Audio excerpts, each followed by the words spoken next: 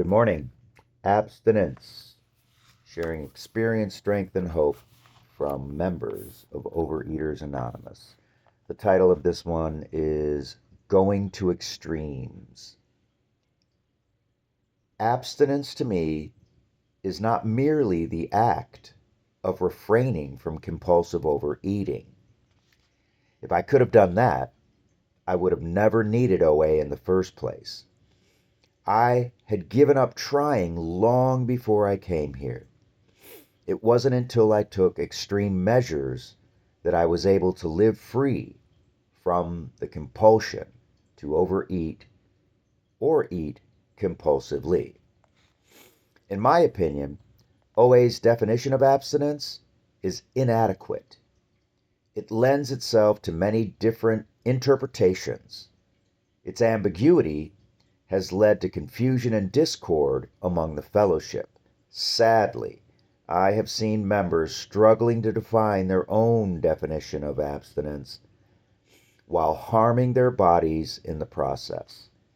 I've heard them claim their abstinence is not eating fast food, not eating while driving, not watching TV or reading while eating, not eating one particular food, only eating when hungry, or not eating after 6 o'clock.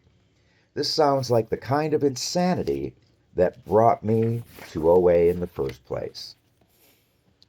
When I came to believe that the disease of compulsive overeating was a serious, unrelenting, and progressive illness, I understood that extreme measures was required for ongoing recovery.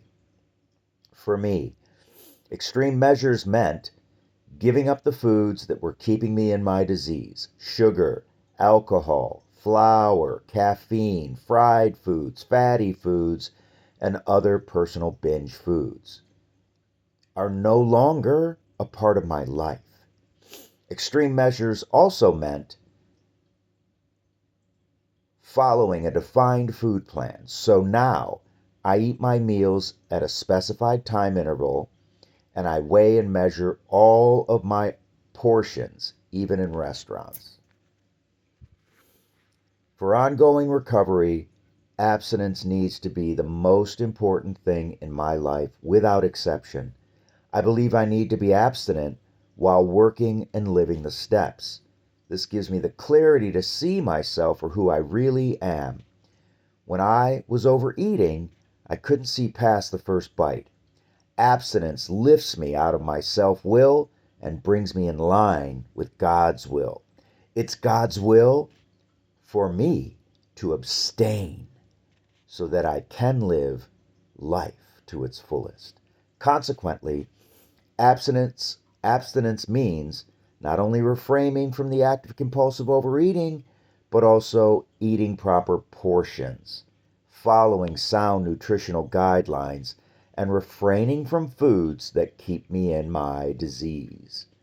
Abstinence means changing behaviors and attitudes concerning food. Abstinence means surrender. I believe this definition of abstinence can work for everyone. I've abstained this way, one day at a time, for 16 months. I've released 100 pounds. I'm now at goal weight, and I've achieved a level of serenity and happiness I've never known.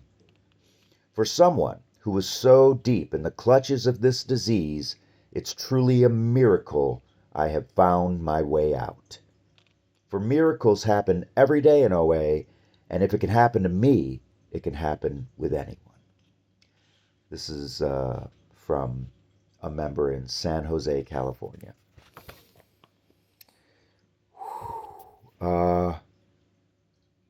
I'm willing to surrender just for today, and I'm going to surrender to a planned 3-meal day and nothing in between. And I will refrain from my binge foods, those desserts, anything out of the bakery. Again, I work in the dope house. There's so much